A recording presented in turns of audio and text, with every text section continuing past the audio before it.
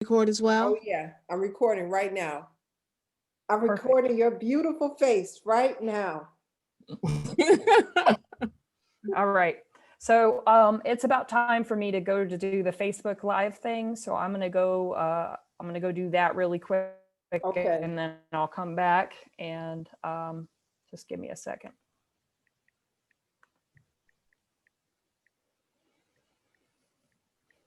Now, Jasmine, tell me, can you still hear me?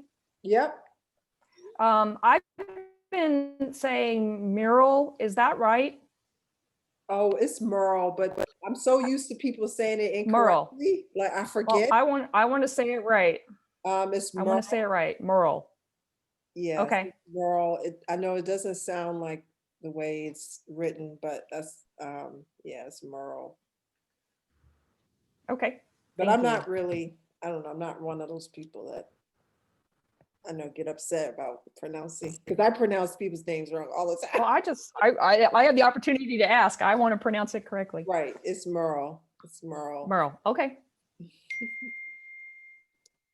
I'm gonna turn this off.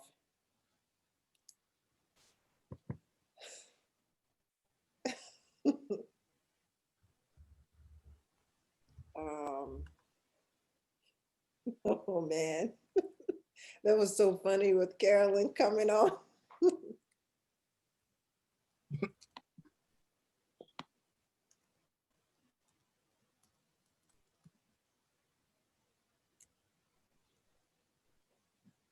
I put a Facebook Live post at just about before I came on here. So I did a live post. Oh, okay. to Look me at this year you. and Look at everything. you getting around Facebook. Well, you look at me. I have to spend 5 minutes to find the thing to say Facebook Live. I find it, but look at that. I can't do it automatically. I have to look and look and look, and there it is. Because they have all the little arrows with a recorder. They have about 3 different ones. And they're all, you have to keep saying, I'll try this one, I'll try that one. Oh, this one's it, so. April, I was sharing with Jasmine, I was taking classes and then COVID happened. Oh, yeah. I was teaching classes and it happened. It was nuts. It's crazy. Can you see me right now? Yes, and you look low. It's weird because I can't see you. I can see the Facebook Live page. So it's funny. I see 3 people on the screen. Perfect. I guess it's the way we have what I've learned, if this is correct, is the way we have our screen set. Oh, here's another gentleman.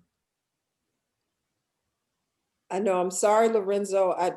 I sent the wrong link. If you're on there, thanks for. Hi, Lorenzo. I'm so sorry. Thanks for coming and congratulations on your show. Thank you. Oh my gosh, this is my friend Jasmine, who's about to start doing a talk. Hi. Oh. Ready to see your talk? Oh yes. Sorry for I'm like basically flashing you there with my pictures. All right. Well. No, I'm sorry. I was a little confused about the links between the panelists and attendees. So I might have sent the wrong one. So I'm gonna send you the link for the guests. Okay. Or is it right. Okay, yeah, I'm gonna send the link right now. And sorry about that. Yeah. Sorry about that.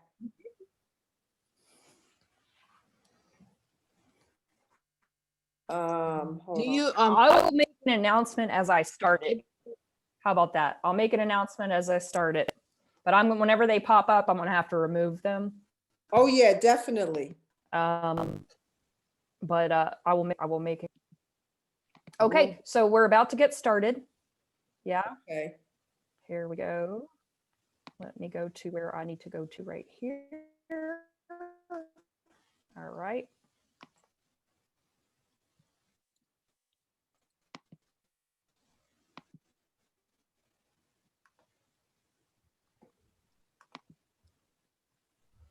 All right, welcome to the 4th webinar of our series that is the online programming for a different kind of weapon, a show that I have guest curated at the Alabama Contemporary Art Center. It's on view now. And today and the show will be on view until November the 15th. Today we are hosting Jasmine Merle. I said it right. Jasmine Merle, and featuring poet Samaj Brown. We're very excited to have both of them with us today. I am going to introduce everybody. Okay, here is Jasmine Merle, and she is a New York-based interdisciplinary artist who was born in Detroit, Michigan, but has a bunch of family from Alabama. She has a BFA from Parsons School of Design and an MFA from Hunter College.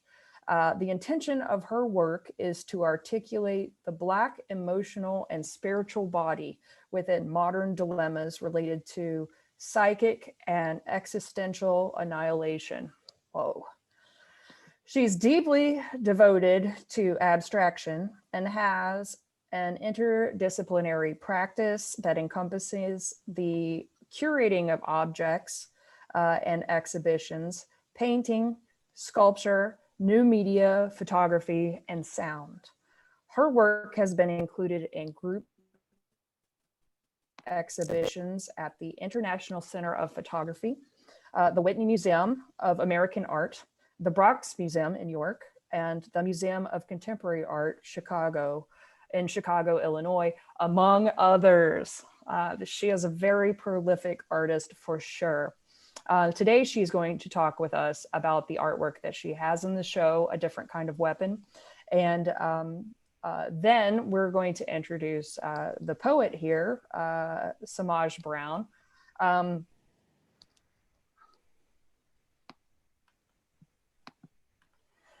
She is Flint, Michigan's first poet laureate. What an honor. Science-driven author, dramatist, playwright, and educator.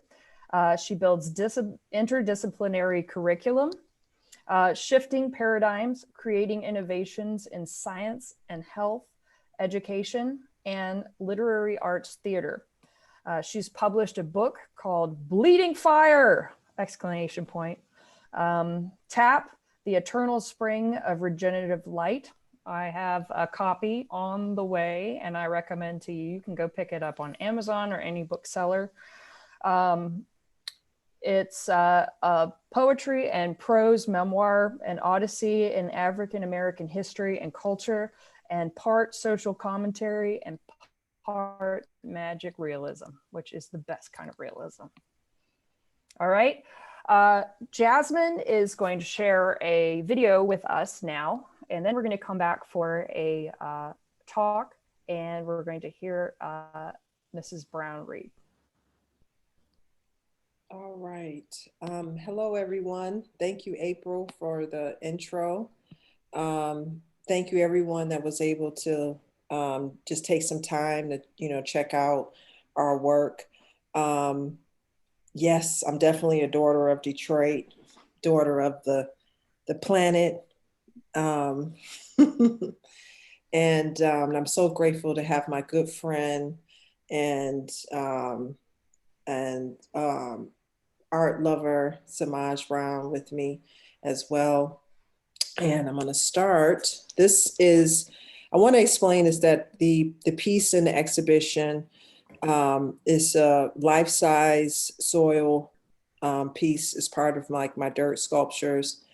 And it also has like video components to it. So this, because of COVID, I kind of transformed the piece into a video of the sculpture. And so here is a video, but these are kind of some of the like a snapshots of the projections that would be around or inside of the sculpture. Okay. And so the piece is called Living Monuments. And And here is a video about it in just 1 second. Go. Hold on 1 second.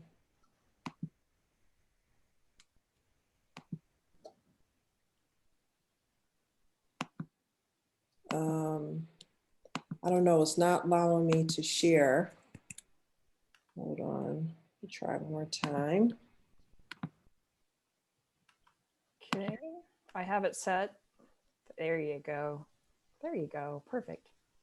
Okay, there we go.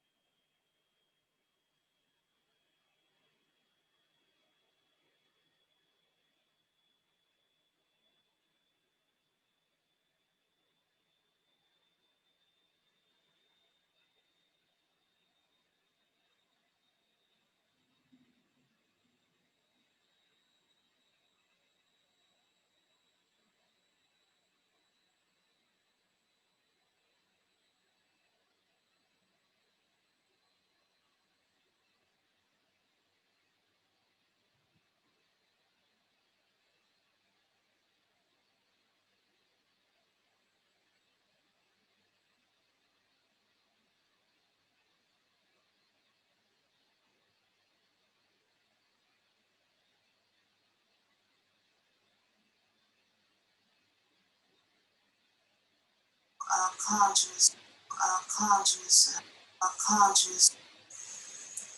a black ocean, like in space. And out of that ocean and space is all this energy that's like a tsunami that raises up despite all obstacles, despite oppression, despite sanctions, despite centuries of lynching, despite everything. It's like a tsunami in space, raising up with that kind of energy to love. It's exceptional. And when I say that, I don't mean that Black love is any better than Irish love, Polish love, or Chinese love, right? No, what I'm saying is that if you can find it within yourself to love yourself, this is an identity issue, love is. So to have Black love in a relationship with your husband, your spouse, you have to first be able to love yourself. So if you have systematically been programmed to think yourself despicable on some level, whether consciously or subconsciously, it becomes inherently difficult to love your spouse. So if and when this does happen, despite all of that, it's beyond miracle. It's miraculous. Yeah, offering each other, offering myself the opportunity to know for real that I matter and my story matters. And if I don't know my story, or if I don't know yeah, if I haven't explored my story, that now is a perfect time to begin to create, to start that. Like to know my own boundaries, to know the things that make me feel good, to know the way I want to be touched, but to know the way I want to be touched, but to know the way I want to be touched. But not the way, like the ways we accepted, we've just gone along with, where we convinced ourselves is okay, when we can actually feel inside of us like something in our stomach anytime someone touches us that way. Like to give ourselves space and time to not ignore that feeling is love. That's actually what love is. That's what I'm saying. To give her space to not think about like, I have to make this decision and da-da-da-da. Slow down. What's happening in your body? Have you eaten today? I haven't been eating for the last 2 weeks. Oh. Okay. I've lost 6 pounds in 2 weeks. Oh, okay. So we know that Harry, be Harry for right now. And your mama, you're at your mama's house. So baby junior Harry got grandma. What's your body telling you? What's your body telling you? What does Fabian need for Fabian right now? What is that person saying? That person matters. That's where your source of love comes from. That's where your ability to see love in the way that you want to be loved comes from. Black love, black love, black love, black love, black love is the love of things that make you who it is that you really, really are. And I think a lot of the times these days, people, they don't really know who they really are. So they don't really love themselves. We unfortunately are living in a time where that's kind of like an epidemic. You see so many people trying to change themselves with plastic surgery and all kinds of fake hair, fake eyes, and fake everything. People telling us who we are.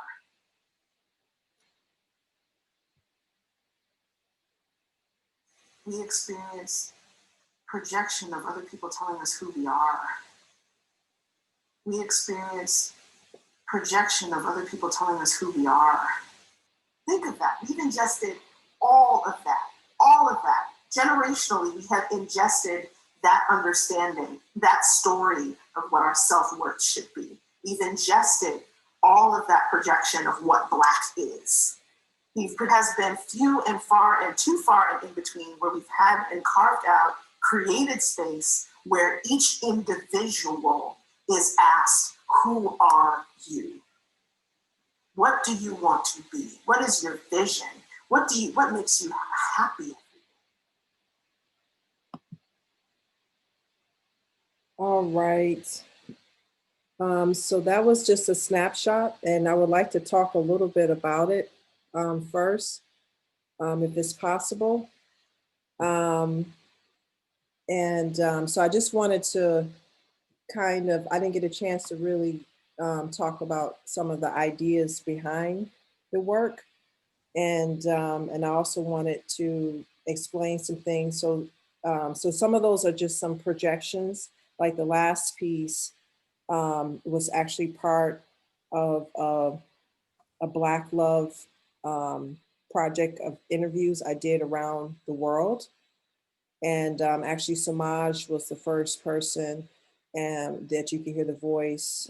Beatrice Anders was the second person. The third person was Black America. And the other beginning of the video are the snapshots of the actual dirt sculpture. And I just, I didn't really have a chance to talk about it, but I wanted to talk about, before I introduce you, Samaj, I'm gonna just talk about the work. Okay, and so first off, I wanted, in the beginning, when I even think about like art materials, there was a time in my practice where I kind of disregarded traditional art materials and started using soil. And soil is kind of like a material that has stayed with me, and probably because of the duality of soil. When you think of soil, something that needs to be, you know, when we think of soil in a Western sense, it's this idea of something dirty that needs to be cleaned or eliminated. And then also this other juxtaposition of soil, where soil is like the substance that gives life. And then also it's like something that we're also made of, and is and also like this container of history. And so I had a lot of friends that kind of collected soil from different parts of the world and things like that. But when I initially was starting this piece a year ago, I was really heavily thinking about monuments, where now monuments are really kind of like, you know, on the front page news, and people are protesting, which is really fantastic. But initially, when I was starting this piece, I was really thinking about like the myth making around monuments, and like how sculptures over time kind of perpetuate these kind of invented myths of like you know, of American history.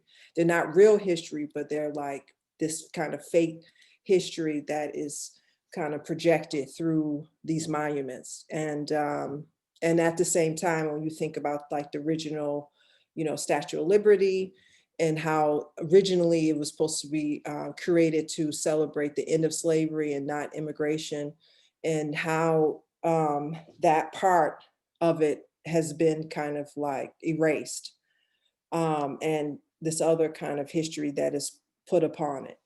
And then at the same time, when you think about the building of the Statue of Liberty at the time when it took over 10 years, there were also, you know, lots of 20, I believe 20 Confederate statues that were being built at the same time with the Statue of Liberty. And then over years, now there are hundreds of kind of Confederate statues that were being, that have been built, and at the, trying to basically rewrite history, preserve this kind of white supremacist, you know, ideology. So I wanted to create a piece that is kind of also talking about that part of history, and the Black body being used to build the American economy. But at the other part of it is that I wanted to talk about the miracles. Like a lot of my work, I feel like more than anything, is really about miracles. And I wanted to use this piece to not only just talk about like the horrific history that is in, you know, not that is still happening in structures and systemic racism, but more than importantly is that I really wanted to talk about this kind of like really magical, really phenomenal, expansive narrative of what, you know, this country is in terms of like, you know, Black people and Black culture and what we've contributed, you know, to the planet. And so, yeah, so that's a little bit, because I felt like I needed to kind of talk a little bit about the work first, and then, before I can introduce someone really special to me. and so I wanted to introduce, next I wanted to really introduce Samaj Brown, who is the poet laureate at Flint, Michigan. I cannot explain in words of how much I adore this woman, and she and we collaborate a lot, so much on this work. And even when we are in different parts of the world, we seem to be kind of connected. We were talking about that last night. And she's not only one of my favorite poets and favorite human beings, but she's kind of many times the muse behind a lot of my work. you know, she's always, not only she's a poet and she's an educator, but she's done so much work in the community, you know, around life. You know, I feel like she's like the invisible veins that make, you know, this planet so beautiful and so special. And her work, not only just in words, but also her work around water justice, you know, in not only Flint and Detroit, and also the psychological healing of her words. So I can't find your bio, Samaj, so I'm sorry, I had to just tell you from the heart. And thank you so much for joining me on my artist talk. And yeah, and I'm so excited to hear, you know, so you're going to do one of your readings, and Yes. whenever you're ready. Okay, for Jasmine, you and I are going to turn off our video and our audio, and Okay. then the screen will be Samaj's. Okay, fantastic. Hold on one second.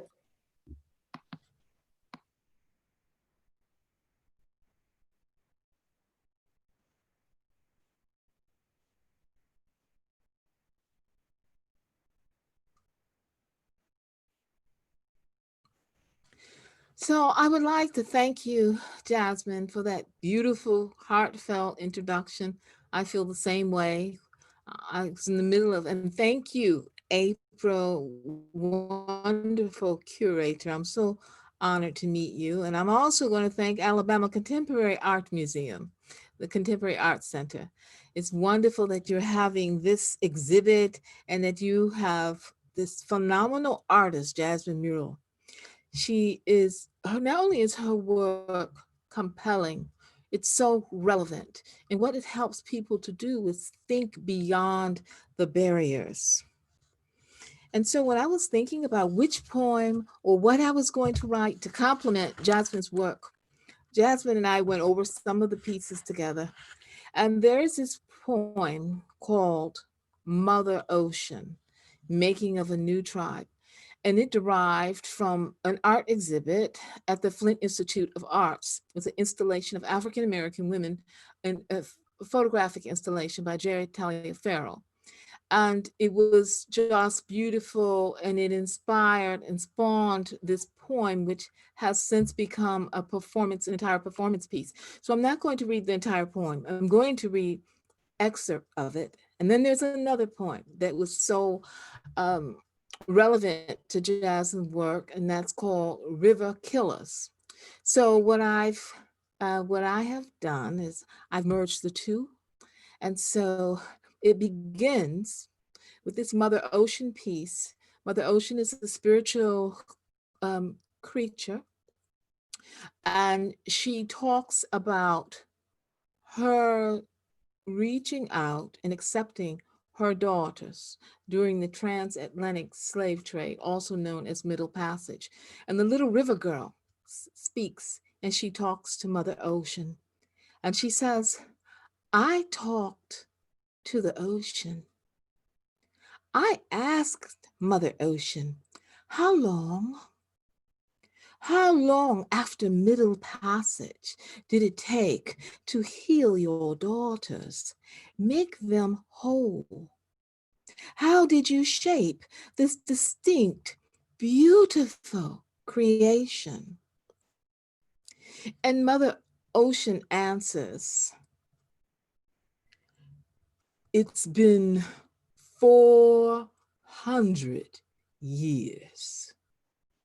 My daughters came to me, Mother Ocean, as cargo, in chains on death vessels, and heaved frothy blood in the crest of my waves.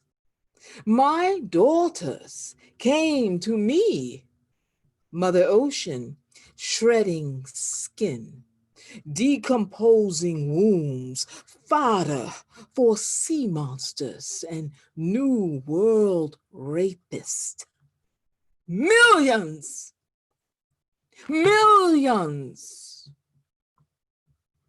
collapsed into the inconceivable lap of violating current, descended to maritime grave.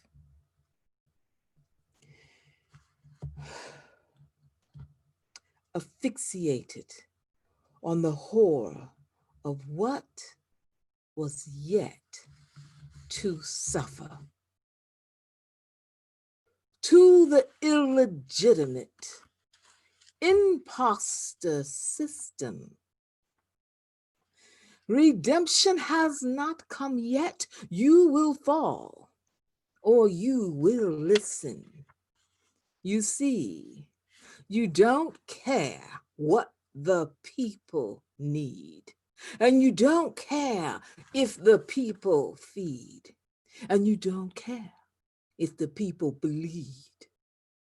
You are river killers, horror show thrillers, river killers, agony deliverers.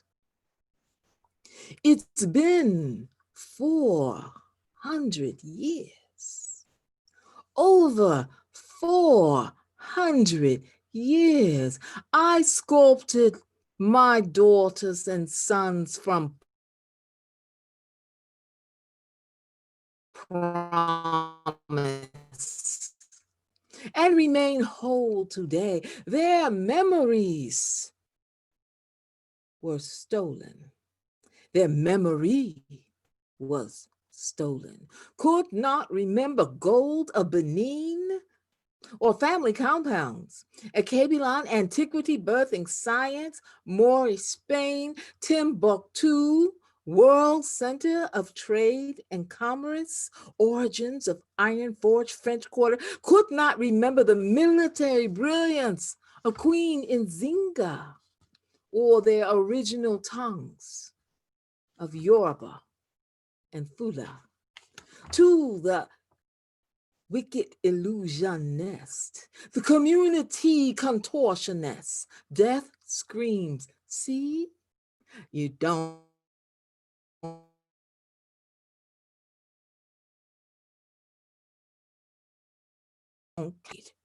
you don't care if the people bleed. You're river killers, horror show thrillers, river killers, hate monument builders.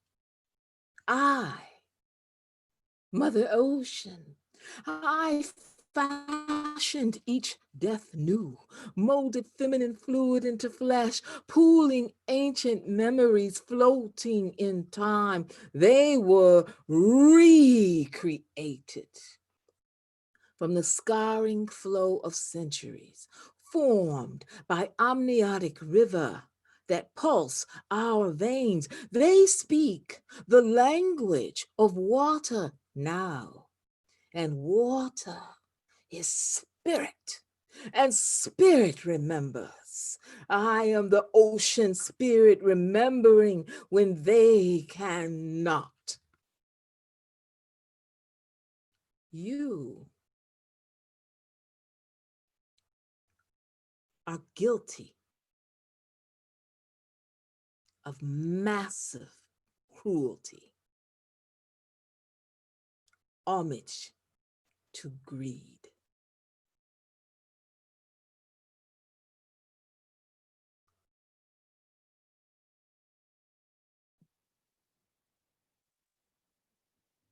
Thank you.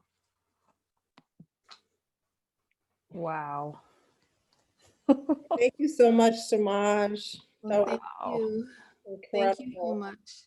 Thank you. Wow. Yeah. Oof. I've only read your poems, but hearing you speak your poem just now was very, very, I'm honored to have heard it. Thank you so much. Very powerful. Now I know that we are going to talk a little bit about both of your artworks, about this poem and about the work that you've done as well. Jasmine, but I first would like to ask, I know you have known each other for over 20 years and have worked together on many, many projects. I'm very interested to know how you met. Well, you want me to tackle that one, Johnson? Sure. Okay, so we were in the Del Pryor Gallery, Art Gallery, an antique emporium. That's the word I used, in Detroit. And I was with my daughter, and we were having tea. And Robbie, that's her name, saw the balcony, and she said, "Mommy, can I go upstairs?" And I said, "No, it's closed." And so as Mrs. Pryor came around greeting guests, and Robbie just used all her charm and said, "Hello, Mrs. Pryor, it's so good to see you again." And she said, "Oh, hello." And they had a short conversation.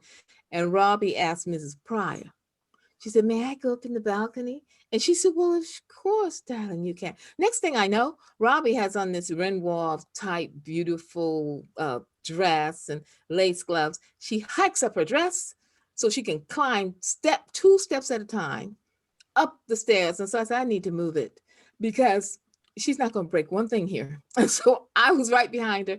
She went directly to the end. And at the end was the beginning of Jasmine's exhibit. And Jasmine had her artist statement there. And my daughter was a very precocious 4-year-old. She read well. And so she read Jasmine's statement.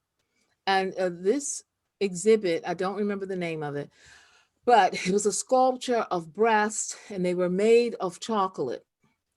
And some of them were slightly deformed, and they had pieces of the candy wrapper coming out of them. And in her statement, what I remember, Jasmine spoke about women being referred to as sugar, honey, those types of words, depreciating things with depreciating value. And so Robbie read the entire statement, and she turned to me. She said, "See, Mommy, that's why I don't like you calling me honey, because I'm not sticky."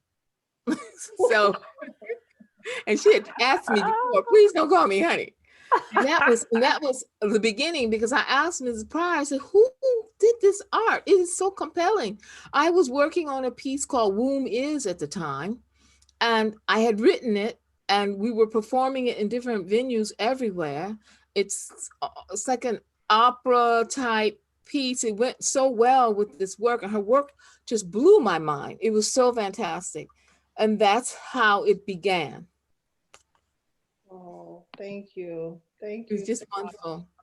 Thank you. Thank you, Samaj. Yeah, I appreciate it. Yes, that was the start of an incredible relationship. And now we still continue to kind of feed off each other's inspiration.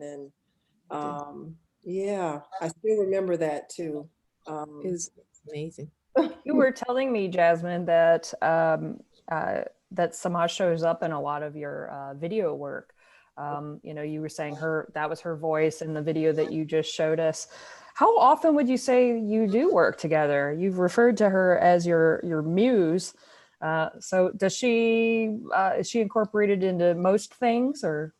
No, there were specific video projects that I was working on, and yeah, I wanted to get, Samaj is just a fantastic thinker. So I wanted to get her ideas, and a lot of, I collaborate a lot with a lot of different people from different parts of the world.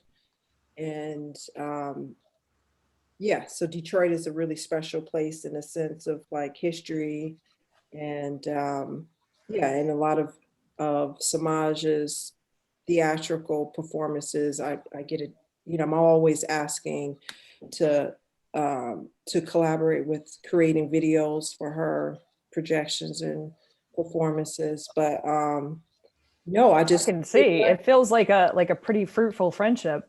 Oh yeah, I mean, just period, Black women are my muse, like around the world. They're just so you know, that fantastic article that Nikki Giovanni just published about Black women being, you know, the best gift for the planet. And so, yeah. You know, she's read poetry in Mobile.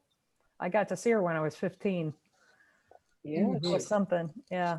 Fantastic. One of the things that I find fascinating that you and I have talked about, Jasmine, if you don't mind speaking to it, is the connection between Mobile and Detroit. Before you and I spoke, I didn't realize that there was such a link between the southern part of Alabama and Detroit, and how your family, a lot of them, migrated to Detroit for work, probably during the 1940s. Mhm. Can you speak about that just a little bit more, your connection between Detroit and Alabama?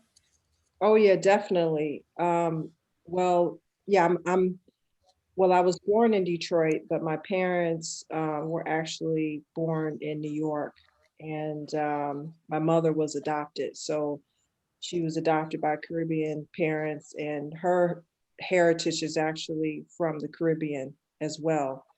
Um, and so we, until much later in her life, she was able to meet a lot of other family members that basically stayed here in the States, and some went back to Antigua. And then I found out that a large group was in Alabama. And I was doing a lot of research in Alabama. Well, I was really curious about migrations.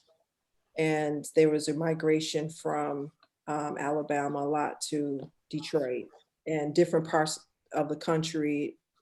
It was connected to a lot of the railroad um, during the Great Migration.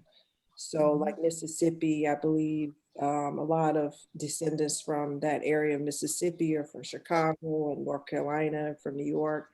And so I was collecting soil from those different specific areas, like in the South, of not only migrations, but also historical sites. And like, you know, thinking about Sun Ra, like this was the first space where he, you know, was present on, you know, on the planet. And so, you know, yeah, Alabama has some really kind of epic stories, but also also has some, you know, awful history. And so I wanted to kind of collect time in the soil, and you know, use soil as kind of like a witness, you know, for these kind of things, a lot of things, of all human life. And yeah. Wonderful. Good. The theme of a different kind of weapon is art and advocacy. And one of the biggest questions that I've been asking is, how do you use your work to advocate? How do you use your work to affect change in your environment? I'm interested, between a sculptor and a poet, how each of you feels about art as, I think, the best form of advocacy. How do you use your work to affect change? Samaj, would you like to go first? Sure. Um, First, I'm of course informed by my environment, by my history, and I'd like to bring in some of Jasmine's work. It was a series called the Lynching Series, and it was at the J. Rainey Gallery in Detroit. And I was visiting the gallery, and there was this large piece of wood. It was pine, and it had been shellacked, what I call it. It was very shiny, and I thought it was a statement on how gorgeous wood is, because it was huge. And I was standing there feeling so uh, cosmopolitan and urban that day, I suppose. And I was looking at the knotty pines, and I was thinking, I love wood. And look what she's done. She's taken this just so a statement on the beauty of wood.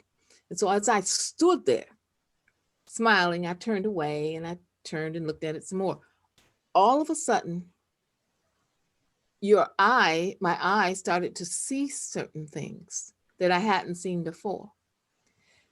And it was as if she has the ability, Jasmine, with her work, to slowly stain what you're supposed to see. It doesn't come all at one time. And what I saw, there were these little tiny squiggles, that's what I'm calling them, red squiggles. The more you looked all over the pine, this large slab of wood, where there were these squiggles, and then you saw what was the intention. The pine, the black knotty pine circle was the head, and this was the body and the blood. These were the lynched people, and they were everywhere. And all I felt I was overcome. I was told, I had been around the information about lynching all my life. My mother researched lynchings. So it wasn't new to me. But to have it presented in this visual form that actually went past the barriers of my cognitive self into my subconscious self, staining, it was almost like an acidic burn. And I wrote an entire piece about it. There was an album put out about it. It was called Tongue Tongue, the Tongue Tongue People. There was an essay done about it. And so to answer your question, how does art, I think it was, how does art inform the advocate to change advocacy? your environment. Yeah. Yes. And so I'm a person that grew up in social justice movements, used to them. Unfortunately, we have to keep having them. It's persistent, so it's going to be a long, it doesn't end. When I was young, I thought it ended, and we know now differently. So this was able to go past any type of intellectual guards that I had, get right past them. And the same thing happened with this piece here. Jasmine, what do you call your piece? I'm sorry. Living Monument. The Living Monuments. When Jasmine first asked me, she sent it to me, and I'm looking at it on this little cell phone here, right? And I'm looking at it, and what I thought I saw was a landscape. It was soil. I thought it was maybe on, I knew it wasn't the moon, but maybe another planet, something, no, nothing else was growing, a landscape. And then I said, well, let me just spend some time with it. So as I sat there and I spent time with it, all of a sudden, then I saw the body. Because it's made of soil, it made this huge, and I had a visceral reaction. I almost fell off the sofa. Seriously, I was like, oh. And then, and so I'm in the middle of writing something now, and it went right along with this earth is my body, are my lungs. And so it was so profound on so many different layered levels, from the environmental injustice as a part of it, from ecology, from the entire structure of the system, from being built, the system being built on African bodies and the blood. And we are the soil. We are the soil. And so it was just phenomenal. So when you're looking at that, and when other people see it, I think art has a way, in my writing, whether it's visual or has a way of going past the barriers that we have. Just get right past them. Just fantastic. Jasmine, Yeah, I'm guessing you feel pretty similarly. It's hard to talk after Semaj, you know. For sure. I mean, the thing is that for me as an artist, I was a person that it was so much I had to say that was coming to me that I use art as my voice, to communicate. And I feel that a lot of times I'm not really, I feel like it's a fantastic medium to initiate kind of like a psychological transformation out of things that we are conditioned with, and narratives and stories that we are bombarded with every waking moment through music, through the video, even through literature, through books, everywhere, you know, there's this kind of master narrative that we are kind of fed.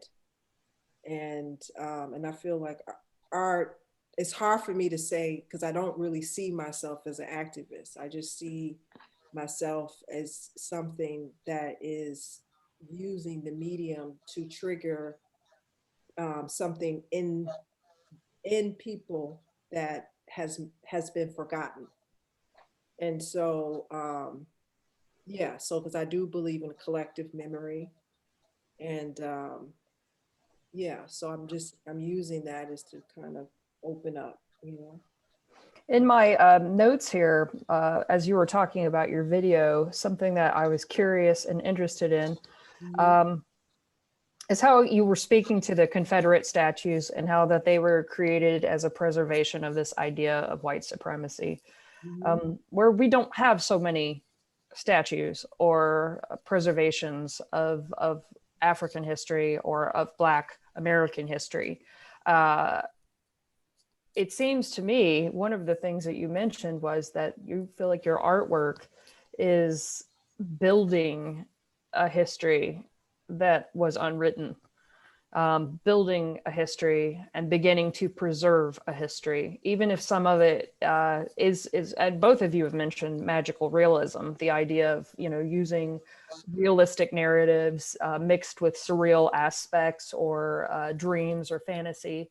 But being able to pull from your inner life in order to write an unwritten history. I don't know.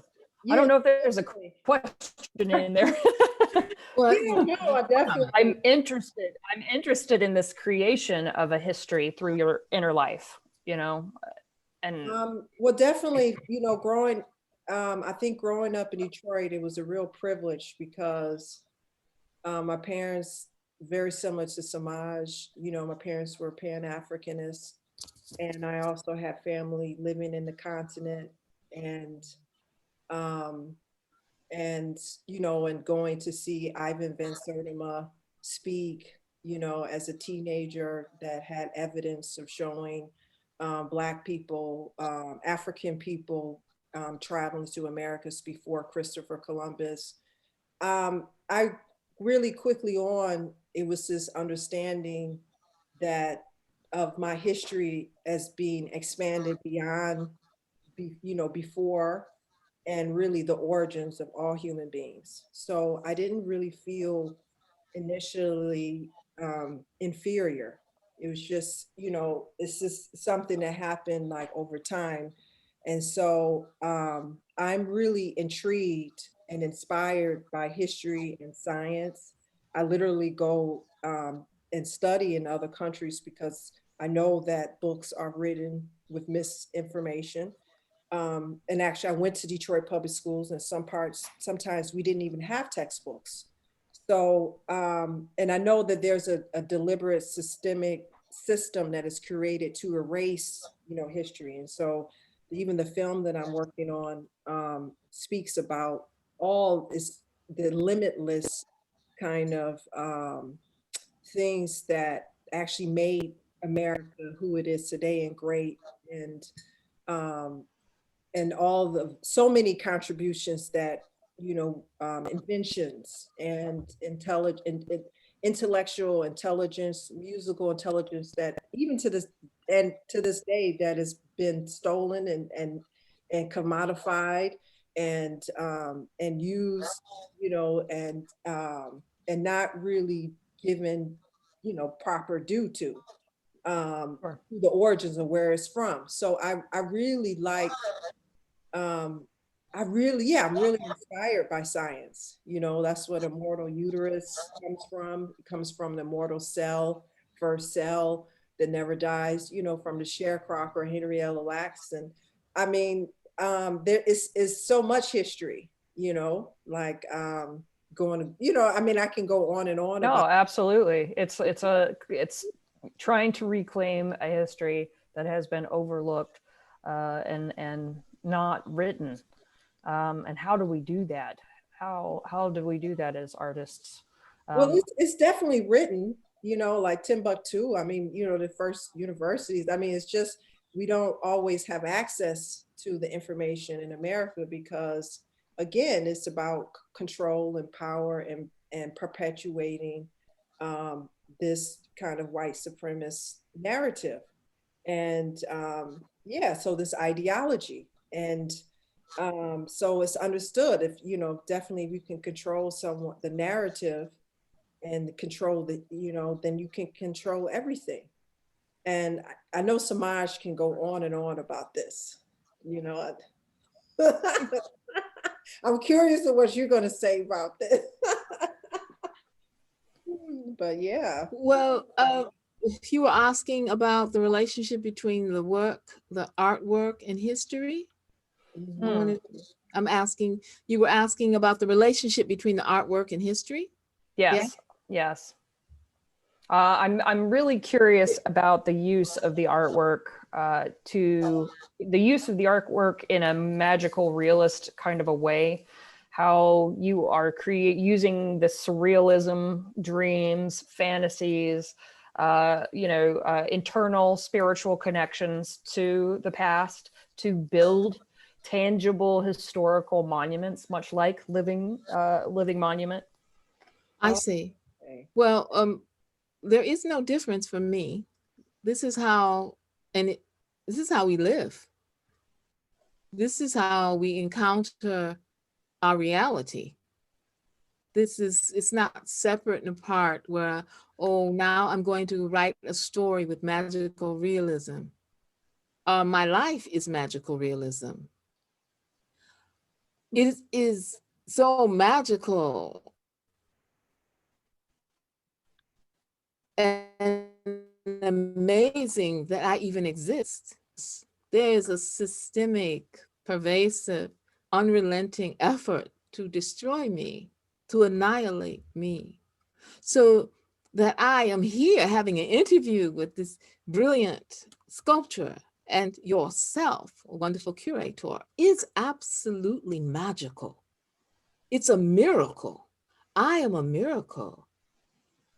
I am a miracle because they set out to destroy me and they keep trying to, but we persist in all types of manner of ways. So we are tuned in and plugged in to an energy source that fuels us and helps us to recreate ourselves every second of the day. It is a biological phenomenon that your cells are constantly dividing and through the process of mitosis and dividing and recreating your body. Well, this is how we encounter space, how I encounter you. You're changing too, right before my eyes. But my eyes are deceptive, you see. My eyes are limited. They will tell me that you aren't recreating yourself. The Jasmine is stagnant. But that's not true. You learn not to look with your eyes. You have to look with your being, all parts of you. I hope I answered the question. I like everything you said. Thank you. Oh, great. We have only a few minutes left. I was going to open up to maybe a few questions to the attendees who are listening right now. If you do have questions, you're welcome to either write them onto the Zoom question or answer or chat. The Zoom chat would work. I can also look at the Facebook chat if there are any questions for either Semaj or Jasmine. And there is a little delay on the Facebook chat, so I have to wait for anything to show up there.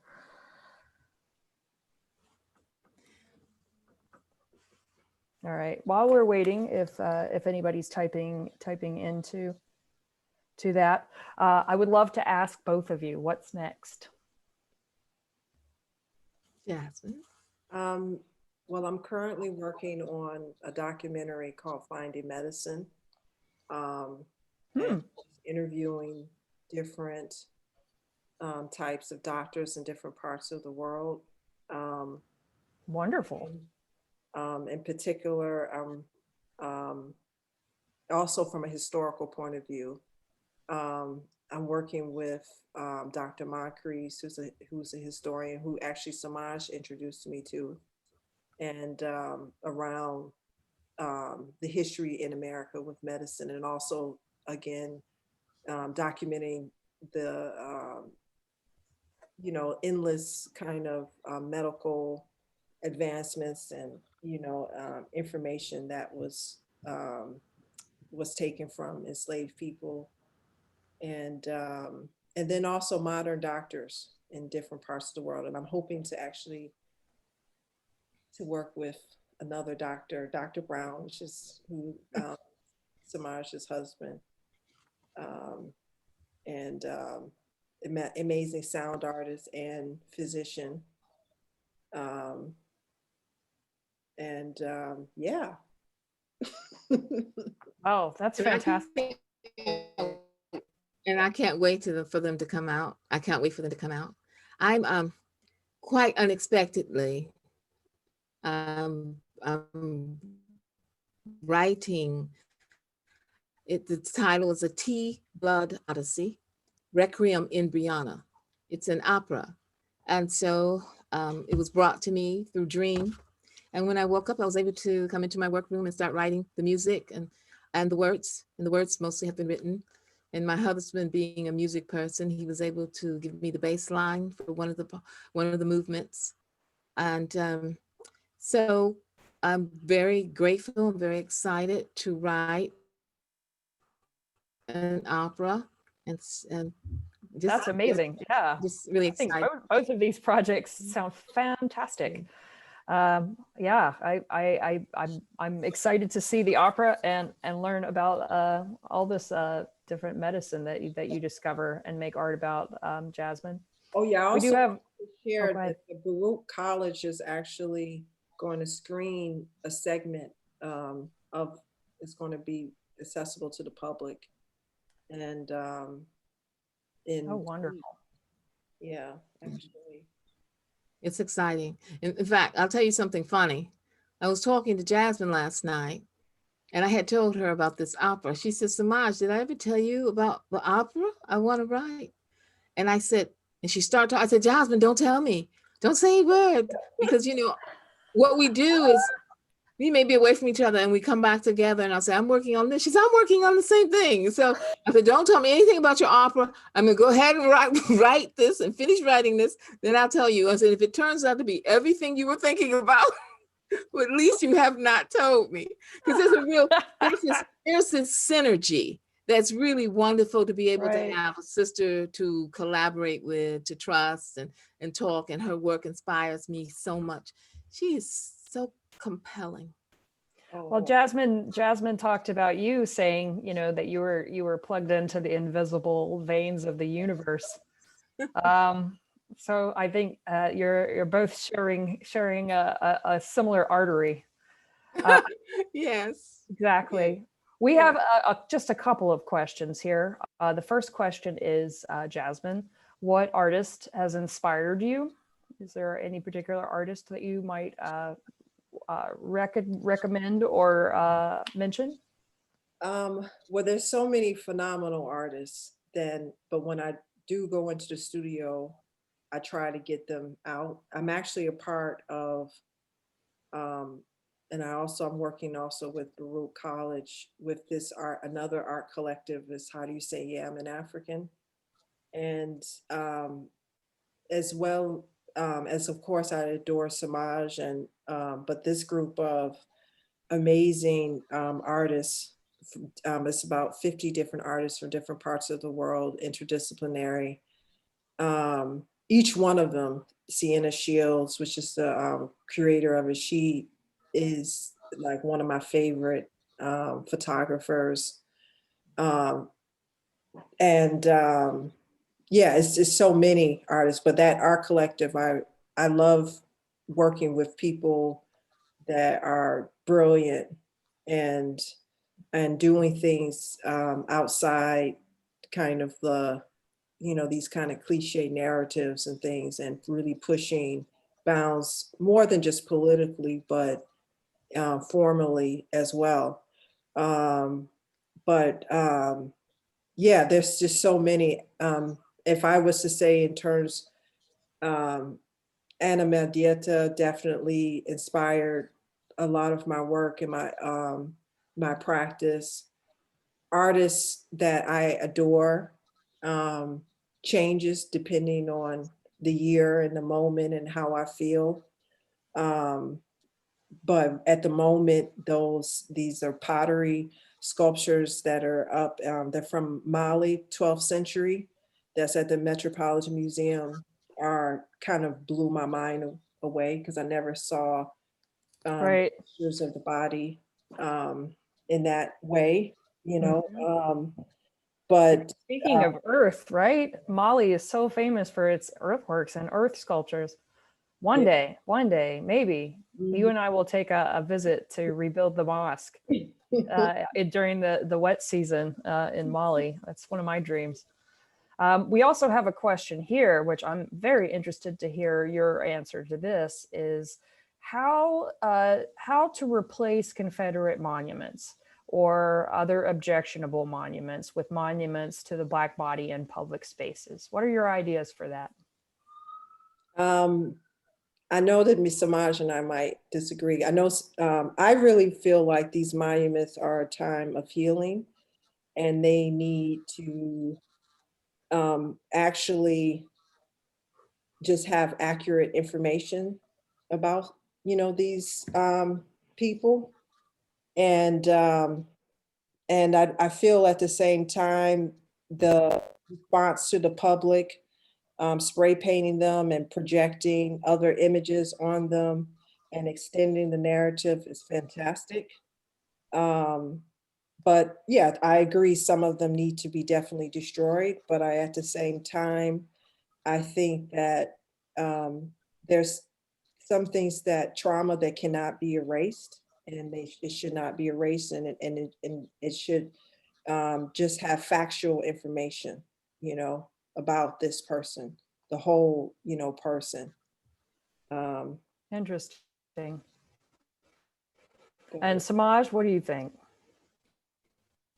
Well, I think they should be contextualized, and the community, removing them is the smart thing to do. Put them in museums and contextualize them, or if you're taking them away, it would be interesting. Now, this just came to me, if there was some kind of a hologram that was right there, instead of removing a monument, but there's some kind of something there, and then you have the information about it right there.